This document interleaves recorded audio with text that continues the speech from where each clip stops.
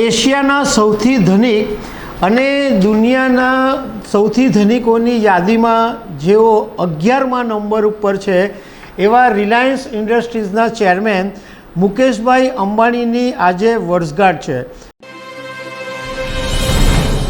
નમસ્કાર દર્શક મિત્રો, એશિયાના સૌથી ધનિક અને દુનિયાના સૌથી ધનિકોની યાદીમાં જેઓ 11મા નંબર ઉપર છે એવા રિલાયન્સ ઇન્ડસ્ટ્રીઝના ચેરમેન મુકેશભાઈ અંબાણીની આજે વર્ષગાંઠ છે।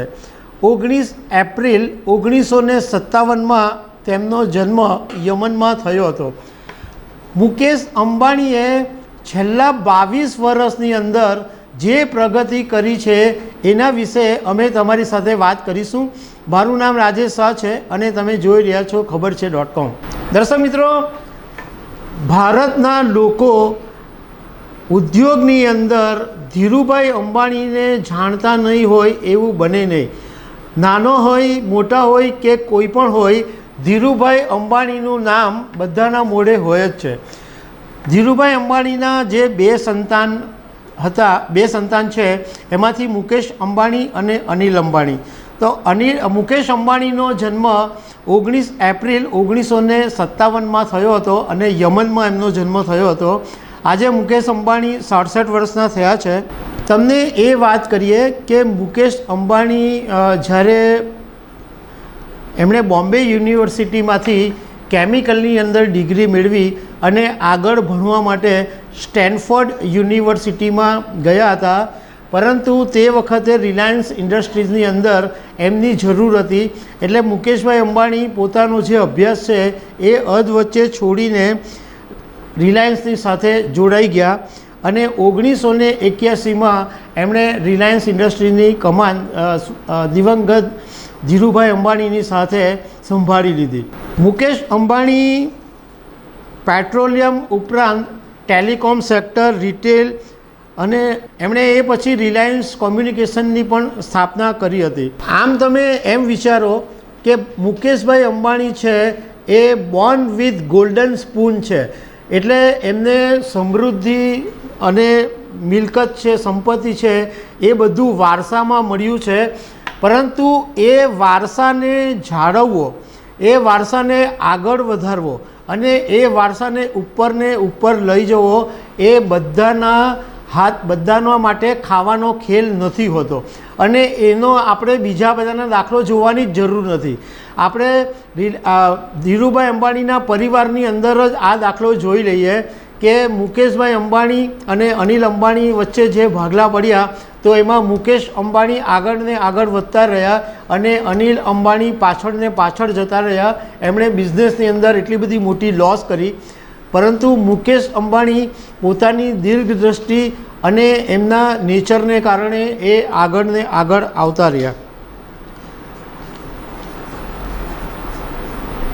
ધીરુભાઈ અંબાણીનું નિધન 6 જુલાઈ 2002ના દિવસે થયું અને તે વખતે મુકેશ અંબાણી અને અનિલ અંબાણી વચ્ચે ભાગલા પાડવાનો એક મોટો વિવાદ ઊભો થયો।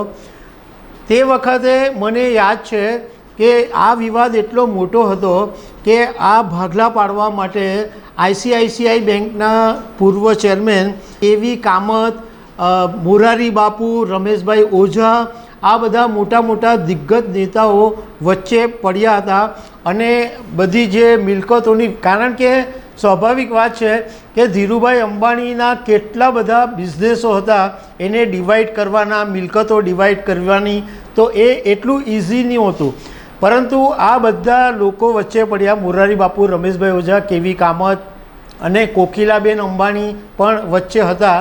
તો એ મિલકતનું એકદમ વ્યવસ્થિત રીતના ડિવાઇડેશન કરવામાં આવ્યું, ભાગલા પાડવામાં આવ્યા।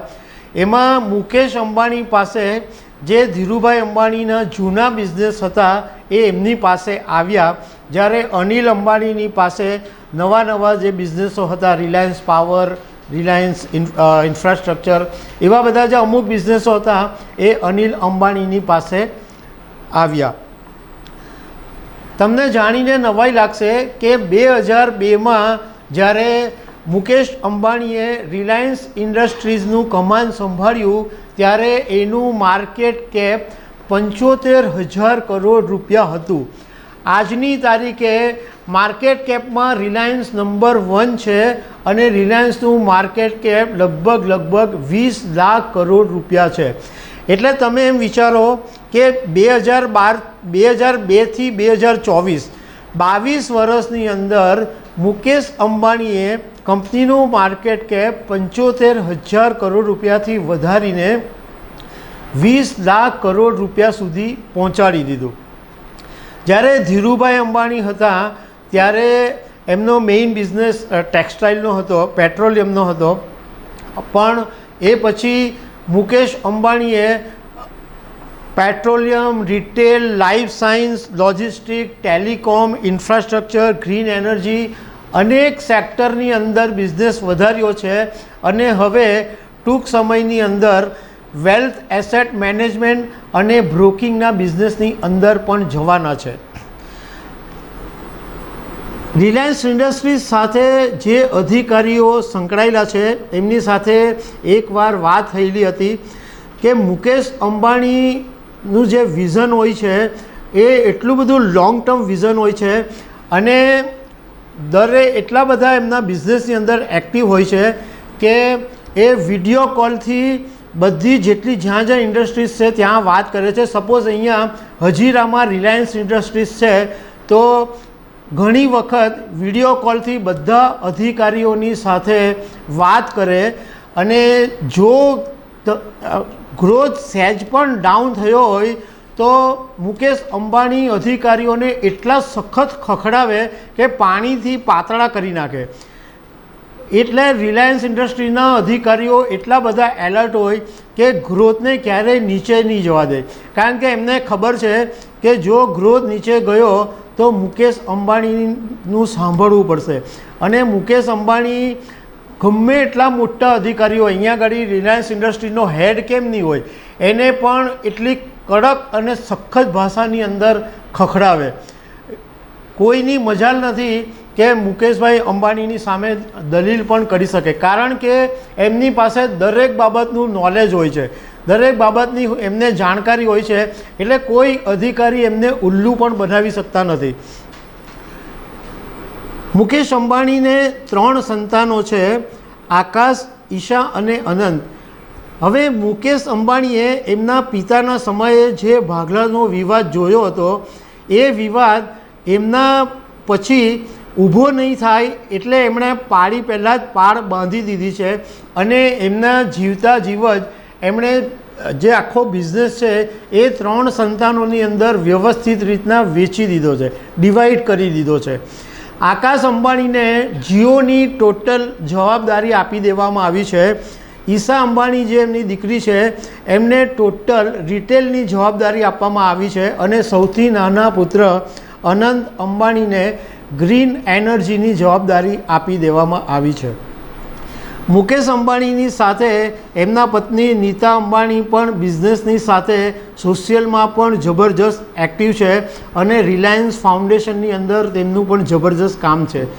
મુકેશ અંબાણી માટે જાણકારો એમ કહે છે કે એકદમ લો પ્રોફાઇલ માણસ છે, બહુ ઓછું બોલે છે, પરંતુ કામની બાબતમાં અને સમયની બાબતમાં એકદમ પરફેક્ટ છે. તો દર્શક મિત્રો, આવી અનેક વાતો સાથે અમે તમને મળતા રહીશું. Thank you very much.